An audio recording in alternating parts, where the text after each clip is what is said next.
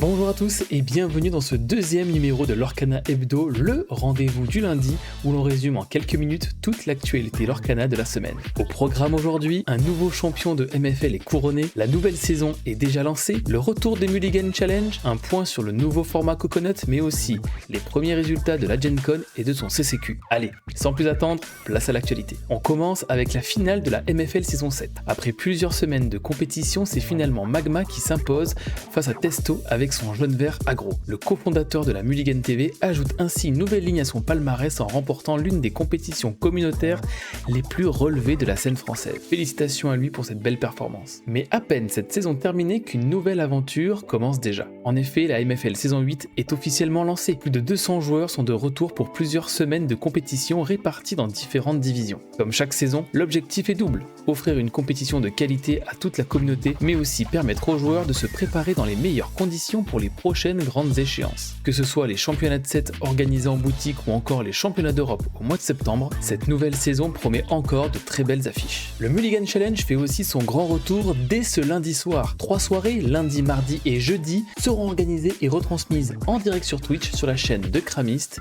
et de la mienne. Une excellente occasion de découvrir les listes du nouveau format et de suivre les meilleurs joueurs de la communauté. La nouvelle saison des Road to Lorcana est elle aussi officiellement lancée. Pour rappel, il s'agit des tournois communautaires organisés directement sur le Discord Lorcana français. Et pour cette première édition, c'est Gonvin qui s'impose avec son jaune vert aggro. Si vous souhaitez revoir son parcours ou la finale, le replay est disponible sur la chaîne Twitch de Lililou. Mais cette semaine, l'information qui a probablement le plus fait parler la communauté est venue directement des États-Unis. À l'occasion de la Gen Con d'Indianapolis, Ravensburger a dévoilé un tout nouveau format de jeu baptisé, pour le moment, le Coconut Format. Même si son nom pourrait encore évoluer, son principe rappelle fortement le célèbre format Commander de Magic. Ce nouveau mode de jeu est pensé pour proposer une expérience plus conviviale et multijoueur. Nous n'avons encore que les premières informations, mais il pourrait bien devenir une nouvelle façon de jouer à Lorcana dans les mois à venir. Si vous souhaitez découvrir toutes les règles en détail, je vous recommande les excellentes vidéos réalisées par Stygian, Grimoire du jeu et nos jeux de société qui reviennent en profondeur sur ce nouveau format. Et puisqu'on parle de la Gen Con, terminons cette édition avec justement les premiers résultats compétitifs du week-end. Ce week-end se disputait le CCQ de la Gen Con et ce sont les deux finalistes qui ont décroché leur qualification pour le championnat nord-américain. Une finale qui opposait deux decks rouge-violet, mais qui a été marquée également par la présence en finale d'un jeune de 10 ans. Une nouvelle preuve que Lorcana continue de voir émerger de très jeunes talents capables de rivaliser